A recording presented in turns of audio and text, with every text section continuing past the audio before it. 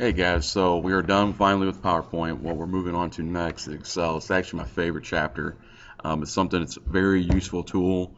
When I ran a business, I used it every day, and as just a normal person, I use it about once or twice a week for my family finances. So Excel is actually something that, if used correctly, it can help in math, it can help in everyday organization, it can help with finances. Really, it's an awesome tool. Compared to Word and PowerPoint, it's my favorite tool to use. Um, so yeah, we're going to be moving on to Excel. In your book, it's the green section titled Excel. The page numbers are EX for Excel. Okay. The page you need to start off with is EX6. Basically, go down to Start menu, type in Excel, and open it up.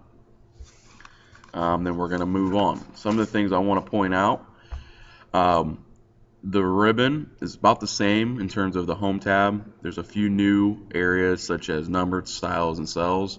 This is kind of new, and they added this little section here it's editing section on Word, but some of the buttons are different inside that. But the new areas would be number, style, and cells, and we'll get into that actually. All right, and then down here where it says sheet number, this is where you can have, it's kind of like having a notebook. All right, you have one sheet, you took your notes, you turn the page, that's a sheet two. What we're going to end up doing down here, you're going to add you're going to be putting in the labs and all the projects that we do from here, you're going to be doing it from there. Okay. Here's what we're going to do. We're going to start on page EX8. What you'll notice is that there's letters up here and there's numbers on the left. It's kind of like if back in the day when we used to do maps and whatnot. It's almost like coordinates, or like playing my favorite game is Battleship. There's actually a program where you can play Battleship on here, but that's really, really advanced stuff. But eventually, hopefully, for those that move on to advanced classes, we'll get to that. But like if I wanted to be, right now I'm currently on H1. If I wanted to go to M19, go down to 19 and go to M. And there it is. That's my cell M19. As you can see, I'm using my mouse to coordinate around the Excel sheet. What you also can do is use your keyboard, the arrow keys, and you can maneuver around the Excel just like you would with your mouse. Okay. Page EX8 though, the first thing they have us do is they want to make sure we're located on cell A1. We are located on cell A1 usually right away. And here's where we're going to type in the title of this project. And usually the order of how things go in this first chapter is title, subtitle, blank space, and then category, and then another word for another category over here. That's usually the layout that you're going to notice going on. Okay. For this particular one, the title is Saving Sable River. So save Sable River Foundation. Hit enter. The next thing on page EX9 is make sure on cell A2 that we type in the word lifetime fundraising summary. Now what you'll notice is that the word that I typed in is actually going into cell B and C. It still is only in the cell A1 and A2. What we'll end up doing, we'll end up actually taking this and we're going to merge it with these other ones. That's later on. We can also stretch this cell out. This should show you how it's all in one. Because we don't want to be confused that although it's in the cell B, it is not actually in the cells. It's kind of overlapping it. So we want to make sure we understand that when the word overlaps the cell size, it just means that it's just bigger than that cell. You just need to stretch it out or format it to fit it. Okay. Moving on to EX10, they're going to have us go to cell B3, and we're going to type in the word Allentown. Okay. And then we'll go to C3, and all I did was hit tab to move on to the next one, and it's going to be Chamber City, and I'm on page EX11 down here, and towards the bottom you'll see where they typed it in the paragraph to let you know what's going to go in each cell. And keep in mind, you may see how the words are disappearing, and like I mentioned earlier, you just have to resize the cell in order to make sure that you can see it, okay? And the last cell you should be is in G3 or H3, and that's going to be the word total. So I'm missing one here. Allentown, Chamber City.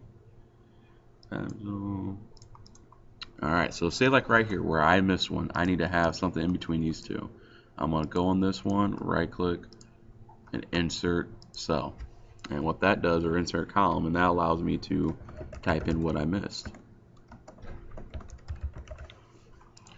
Alright, now here we're going to make it so we can see them. So we're going to double click the edge. And when you do that, if you notice, the cells are automatically fitting to what should be in there. How big the word is or big the number is. Okay, I'm going to move on to Ex12. And right here is where we need to type in what's like the categories are going to be. So this one's going to be corporate, this one's going to be direct mail, fund runs, government, phone, a-thon, and total. Alright, so I'm going to pause right here. On the next page, EX13, you'll notice right in the middle there it says to enter numbers, and there's a chart with a green title. I'm going to show you right here. This right here is going to go all the way in all this. Don't worry about total. So here's what a lot of people are going to try doing. They're going to try typing in the totals. They're going to find a page where it has all of it in there. A little word of advice. The numbers are actually different from the illustration of the beginning of the chapter to actually going through the chapter. Also, there's a little shortcut that allows us to see what formulas have been put in. So trying to cheat, you're actually going to do more work than if you just do it the correct way. So keep that in mind. So I'm going to pause you here. I'll let you guys move on, and I'll be right back. Okay, the next part after we've put the numbers in is that we got to calculate the total. There's a couple ways of doing this. I'm going to show you all three. One way, actually there's more than three. One way is I could go through here and I could type in the numbers. So 7402 9.35 plus the next one 92278.2, and I could keep going, okay, and then hit enter and it gives me the number. Okay, that's really long. I would not do it that. Next way is I could click on this one, hit plus, click on this one, and all I'm doing is hitting plus. And you'll notice right here, those are the cells. So B4 is this one, C4 is right here, and so forth. Okay, hit enter, and there's my number. Another way is I can type in the formula equals sum, left parentheses, highlight my numbers. That's one way I like to do it. The next way is equals, I actually go up here where it's the Greek E auto sum, you click that, and what the problem with that button is it assumes it knows what you want to do. In this case, we kind of luck out. We either have a horizontal or we have vertical. Okay, so we hit enter. Any one of those ways will work really well. What the book's going to have you do, though, is that they're going to have you highlight to where you need to put the number in, then you hit the auto sum button. That's what the book's going to have you do. But I've showed you all four different ways that you can do it. It's really up to you what you want to do. So I just did a total for the horizontal. I'm going to do one for the vertical. So I highlight. For the sake of what the book's showing you, I'm just going to do it that way. Now from here, I have my total. I don't have to go through there. It's good practice to go through there and do it again. However, what I can do is down here, you see that little green box. You can click on that, and you can drag it just like that. Here's the difference. When you highlight, if you notice, you have the white crosser or the cursor. Once I click on it and I go down the edge, you have the black cursor. There's a difference between the two. This one allows you to highlight. The other one allows you, all it does is it copies. So you're going to see I copied that cell. So you got to be careful that when you highlight, you're not using the incorrect cursor. Okay, so I'm going to show you again. When you want to highlight, you click this one, and then you would do that if you wanted to copy it. Okay, so like I did the formula for those two. So I'm going to highlight it, take that, and drag it over. And then just like this one, I can highlight this one down and then drag it down. Okay, Moving on to page. Already did EX17 is what I just showed you. EX18. Alright, so we're going to be on page EX21 real quick. What we should look like is this right here. What we're going to end up looking like is what you see at the bottom of the page. Turn to page EX23, and now we're going into what it says is how to change the style of the cells, okay? So the very first thing they're having us do is click on cell A1, that's what's right there. Click on the Cells button underneath the Home tab Style Group. Home tab, Styles Group, and we're going to click on Cell Styles, okay? From there, move on to the next bullet point. Point to the title cell style in the titles and headings area. We'll look for titles and headings area. Good, bad, neutral area, data and model area, titles and headings area. I need to look for the one that says title. Click it. Move on to EX24.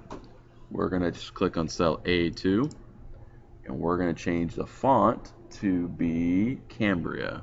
So I click that, go up here, type in Cambria. Okay. So from there, I'm going to let you guys get moving on without me. I will record a little bit more here in a little bit. Make sure you guys save and save to your number.